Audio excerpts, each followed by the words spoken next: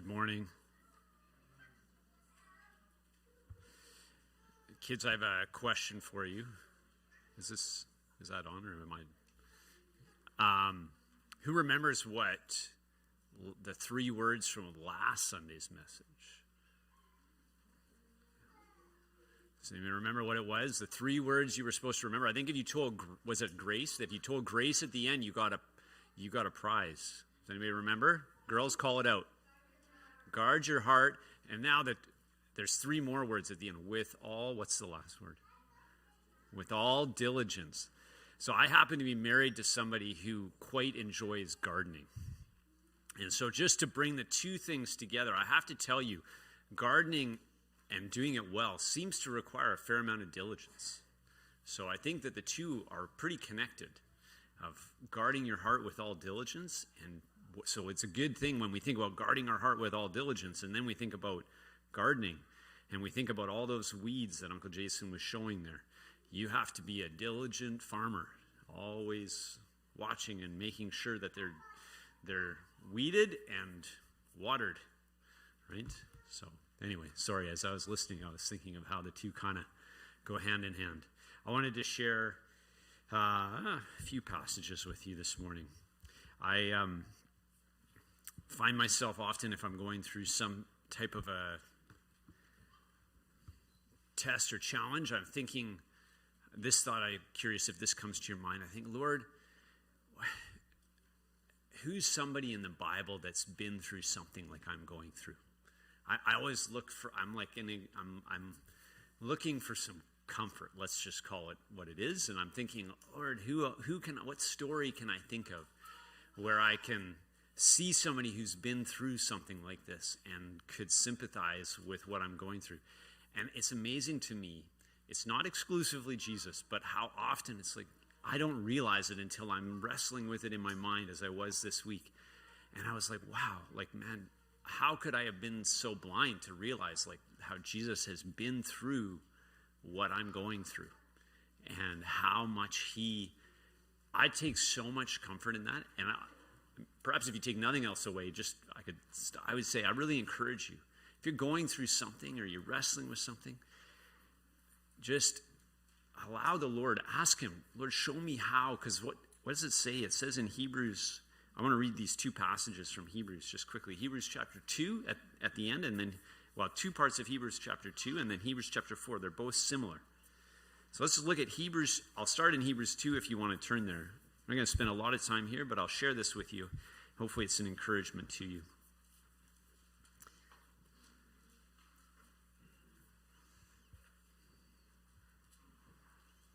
So Hebrews chapter 2, we'll read verse 10, and then we'll jump down to verse 17 and 18. So Hebrews 2:10 says, "For it was fitting for him, Jesus, for whom are all things and through whom are all things, in bringing many sons, we can say sons and daughters, to glory, to perfect the author of their salvation through sufferings." And then jump down to 17. We'll read the last 2 verses there, 17 and 18. "Therefore Jesus, had to be made like his brethren in all things, so that he might become a merciful and faithful high priest in things pertaining to God, to make propitiation for the sins of the people. For since he himself was tempted in that which he has suffered, he's able to come to the aid of those who are tempted." I mean, the more that I walk with the Lord, the more I realize how real, or I come to believe how real the humanity of Jesus was. How, as fully God, but fully human, we say that as fully human, he experienced all of the things that we experience.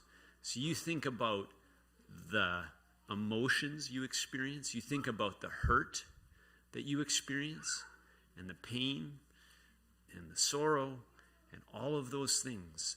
He experiences that. And so he doesn't anymore, but in his time on life, he experiences that. And I would challenge you, if you're thinking of a situation you're in, or perhaps what somebody else is going through, I am seeing more and more like, man, it is amazing that as I meditate on it, like all of the things that I think about, I can think of times how he experienced the same thing. And for me, it gives me great comfort because of the very reason it says that he had to be made like his brethren in all things so that he might be merciful and faithful. So when you say to him, Lord, I'm going through this and it hurts. If you don't pray that way, I found great comfort in praying that way, of being honest. Lord, I'm going through this and it hurts. And then to think and to know he's been through the exact same thing. There is great comfort. How many of you, when something happens, you're thinking, man, I wish I could talk to somebody who's been through this. And there can be a huge natural blessing in being able to talk to somebody who's been through it. And probably many of us go through things. The Lord allows it.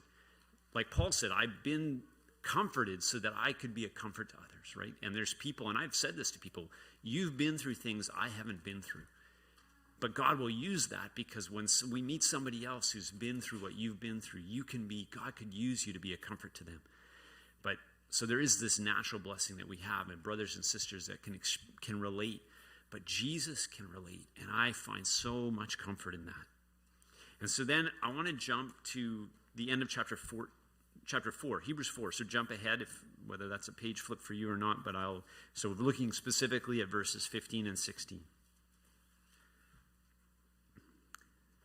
These are very familiar passages. Hopefully I can encourage you with them this morning. It says here in verse 15, for we do not have a high priest, that's Jesus, who cannot sympathize with our weaknesses, but one who has been tempted in all things as we are, yet without sin.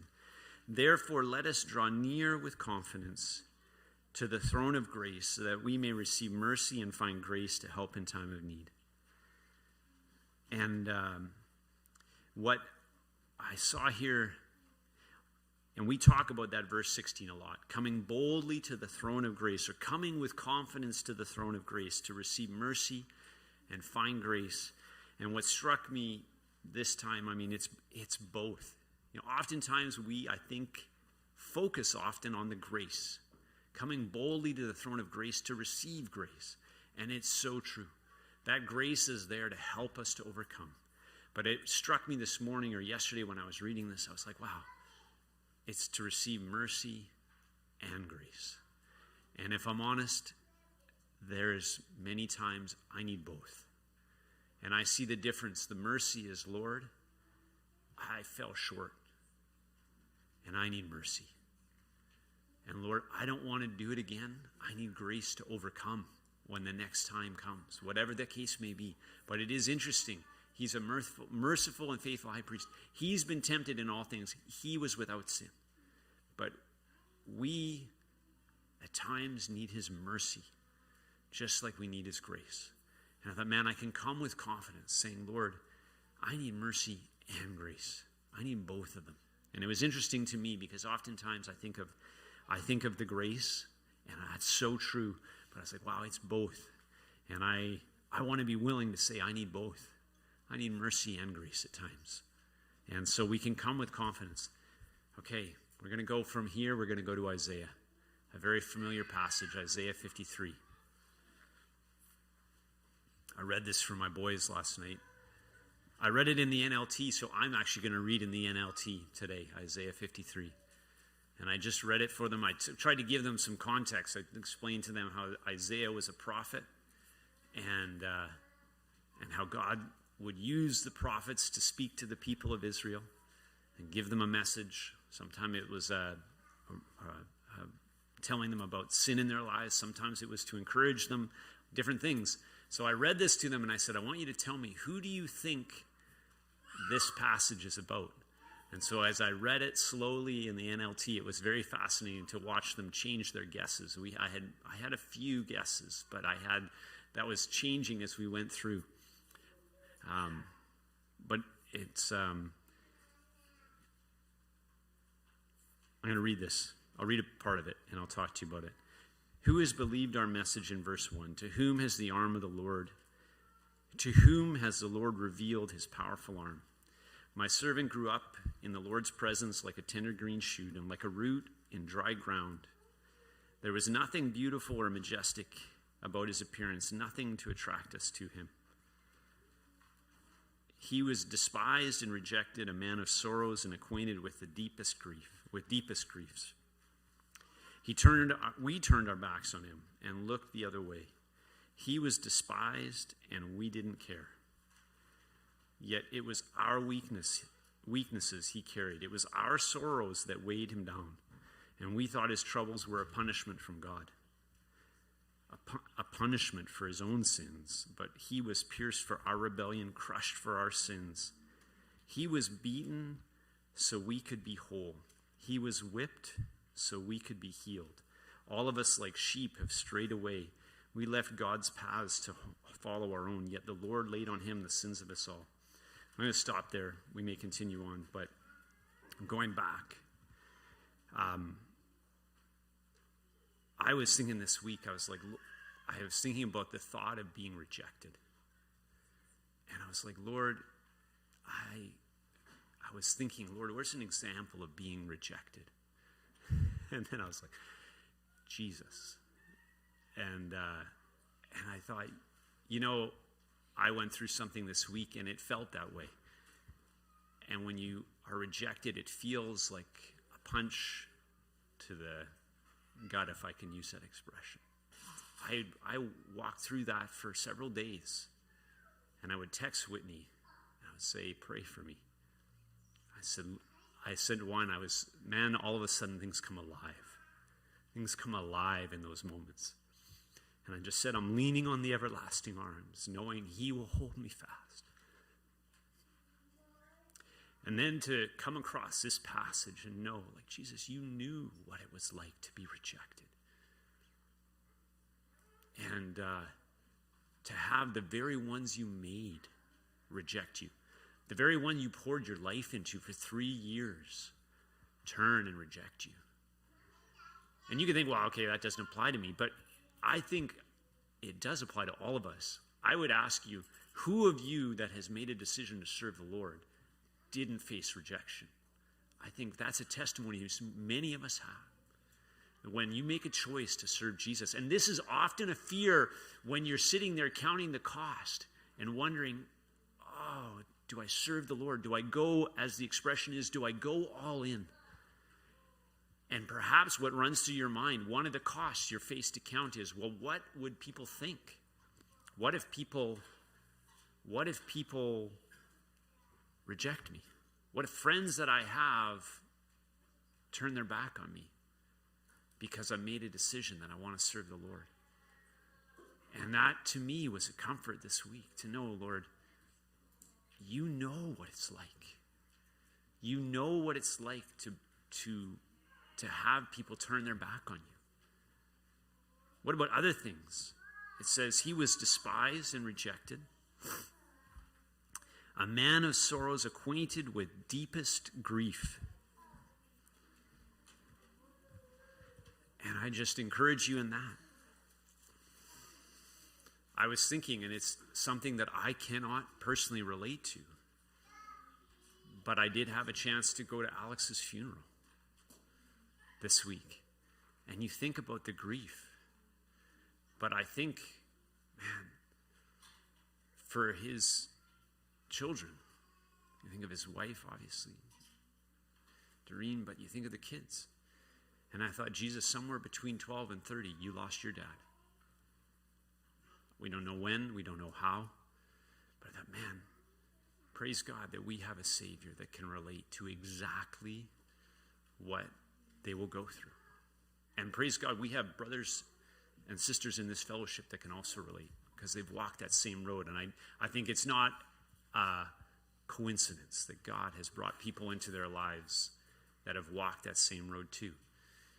But I just think, man, he knows, and that's where I think it's interesting. People will sometimes say, Jesus, it didn't bother him. Like perhaps they say when Jesus wept when Lazarus died, he was weeping. Have you heard this? He was weeping because of their unbelief. And the more that I think about it, I thought, no. He was weeping because he was fully human. And when he saw people hurting, he hurt with them. It says, weep with those who weep. he knew what that was like. And then it says, it's amazing. We turned our backs on him and looked the other way. He was despised and we didn't care. It was our weakness he carried. It was our sorrows that weighed him down. And it's so clear the way it reads in the NLT. And we thought it was his trouble. Or we thought his troubles were a punishment from God, a punishment for his own sins. If you read it in the NASV, which is what I normally read, it's not as clear. It says, we esteemed him not, I think it says. And what does that mean? I think this is quite clear, right? It's like, oh, he's suffering. And you think about the way that they hurled abuse at him, right? And it was like, well, he saved others, save yourself. You can't save yourself, right? And yet, and then it says, he was pierced for our rebellion and crushed for our sins. He was beaten so we could be made whole. He was whipped so we could be healed. And as we were talking last night, the boys and I was thinking about how it was in the Old Covenant. And I thought, wow, it's quite powerful when you think of what happened in the Old Covenant. So if you sinned under the Old Covenant, how did you deal with sin in the Old Covenant? I'm asking this maybe to the youth. Remember what you had to do? You had to go and you had to get, I think, a ram, sheep. Someone can fine-tune this because I actually didn't go back and read it exactly again. But we talked about it, and I stretched it a little bit because I had both the dogs sitting there as we were talking. I said, well, let's pretend it's Jack. I said, so we bring the animal over, a nice ram or a nice sheep, and you're going to put your hand on that ram or that sheep, and you're going to transfer your sin onto that animal, and then someone's going to take it and kill it, and it's going to die for you. And I could see the boys' eyes were like, whoa. Especially when you make it like, let's just say it was Jack. You just transfer that onto Jack, and then Jack dies for you. Because perhaps if it was a sheep, it had to be a good sheep, right? What kind of sheep did you need to have? Spotless. Spotless. A spotless sacrifice, right? And you can think, I just think I'm surmising here, but I can think at times perhaps there was children that got quite attached to these things. Maybe I'm wrong because I'm not a farmer, but I just am thinking that maybe there were so many they didn't get attached to them. I think, wow, what if they got attached and then all of a sudden they see Dad carrying that thing away because it was the one. So then maybe I went over the top, but I said, okay, now let's just pretend Jesus is standing here. And now you're going to just reach out your hand and you're going to do the same thing to Jesus. And all that sin, boys, that we have, you're going to transfer that onto him. And now he's going to die for us. And it was really, for them, I think for some of them, it was starting to hit home. It's like, wow, he did that for me. And it was real. It was great. It's so amazing what he has done for us. So I think of two things as I share this with you. It's a wonderful reminder. It's just as I was picturing that, and I was thinking, man, it's no mystery why God designed it in the Old Covenant, why he made them do that, because it created such a reality to them of the consequence of their sin that it was very real. And it's almost easy in today to lose sight of that. But think about it then. It was like you knew, I think it was once a year, you would go and you would do this thing with a ram, and that thing was going to die for you. And you have to think that would give you a moment of pause. Go like, wow, this animal is dying and it's done nothing to deserve death. It's dying in my place. And I was thinking that would be tough, right? Who wants to see an animal die? Especially if you didn't have a lot of animals. It's like, wow, maybe it had a name. And then you think about it with Jesus and you realize, why does it feel different? Like, why does it feel more distant than that? Why can't it feel exactly the same? Is to know that he died for me. And I know, we know that. But I'm sharing this because when I thought about it with the animal and thought, this is how it was, all of a sudden I could tell for me it was getting quite real. And I could tell for the boys it was getting very real. Especially when I start inserting our animals, which obviously wouldn't have been an appropriate sacrifice, but it was to paint the picture of how real this was. Many of you have animals. Think about that one you love, that perfect one. That's what God did for us. So he paid that sacrifice for us. So I wanted to emphasize that just because it was so fresh for me as I thought about it with the boys last night. But I also wanted to just touch on the fact of how real his humanity was. How real it is that he can sympathize with our weakness. He can sympathize with whatever it is you're going through. Whether that's rejection for some reason. Whether that's sorrow. Whether that's whatever it is. If it's a difficult family situation, check. He can sympathize with that. To have every sibling that he had reject him. At least all the brothers we know rejected him. Right? And so you just can see that we serve a Savior who is so able. And so when you're thinking next, you're going through a trial, you're going through a test, and you're thinking about that verse perhaps comes to your mind of coming boldly to the throne of grace to receive mercy and find grace to help in time of need. My hope would be is that maybe this also, what I've shared, would come to your mind. And you'd go with more confidence. You'd go with more boldness because you could go thinking, Lord, I know it's fresh for me that you can sympathize. You've been there. You know the hurt that I'm going through. You know the pain that I'm going through. You know the rejection I'm going through. You know the sorrow I'm going through. You know the temptation I'm going through. I want to overcome, Lord. I need help. Every hour I need thee. Maybe it's every moment I need thee. I need you. And to come with that, and I want to close with this passage in Matthew chapter 8. I'm stealing from, I think we're stopping at Matthew 7 on our Friday night Bible study, but I read past. I got to Matthew 8, and I read this for a couple days, just kept reading these first few verses of Matthew 8.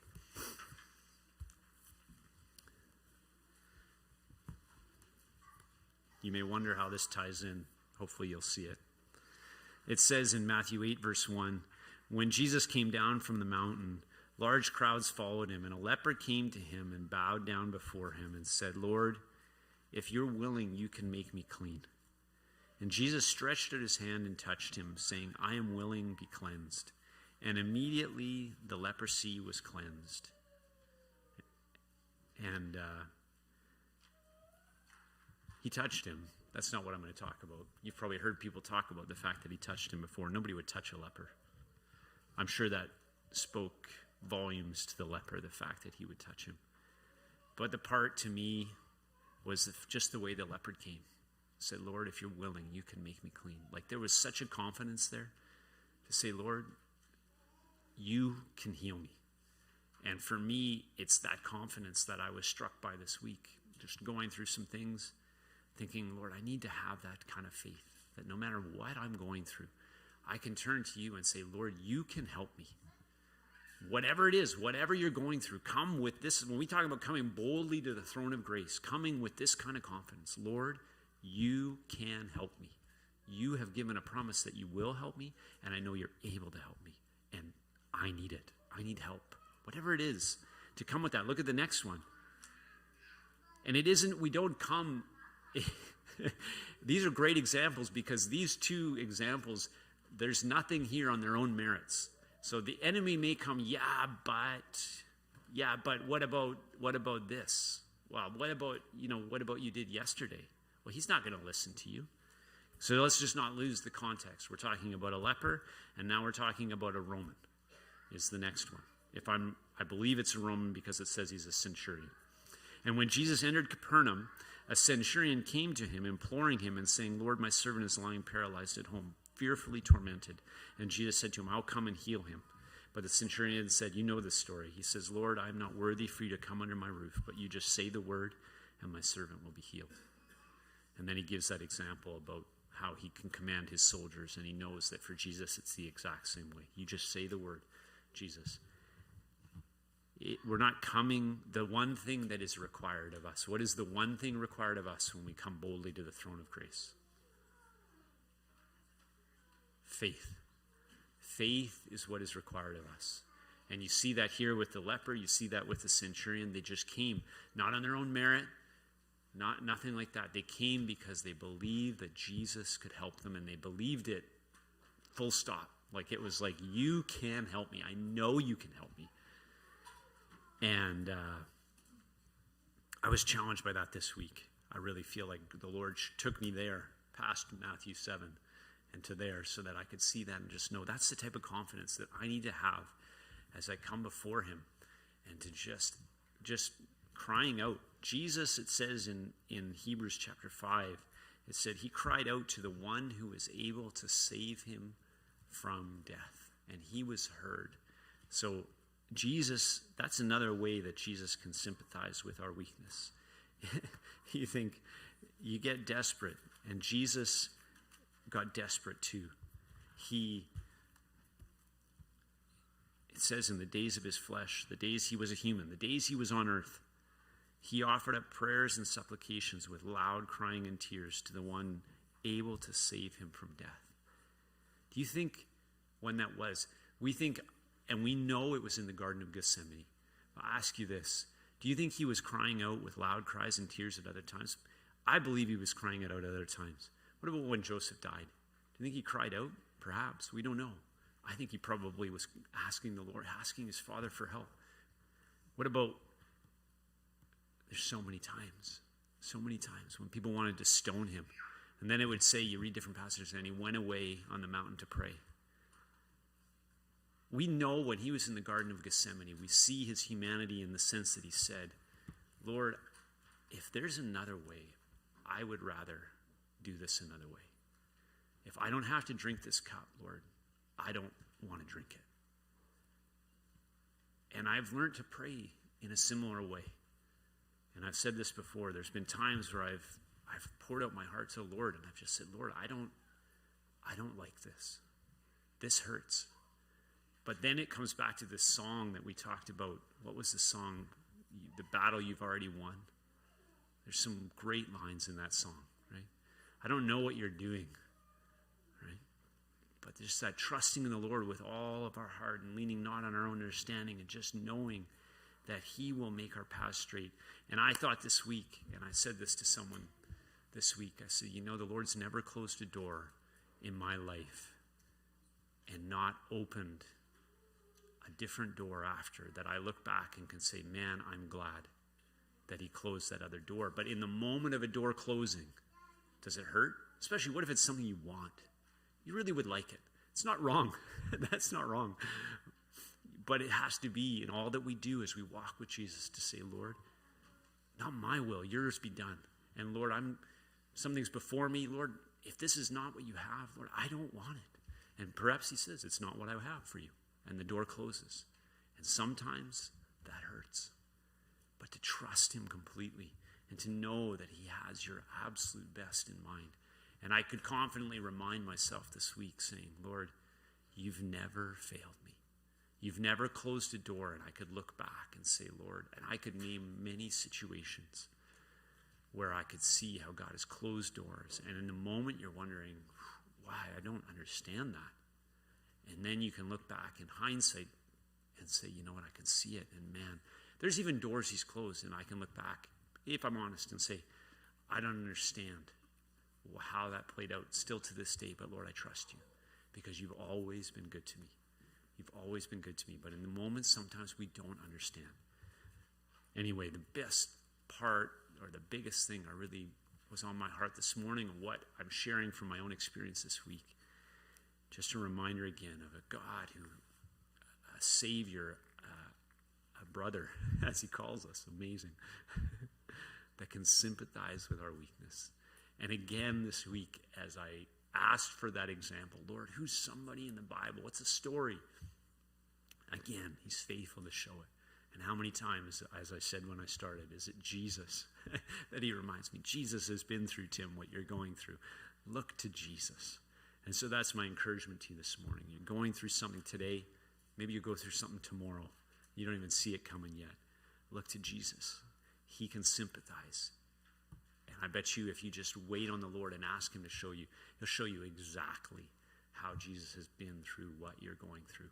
And he can be an incredible comfort, an incredible strength to you in this journey that we're on, in serving him and walking with a merciful and faithful high priest.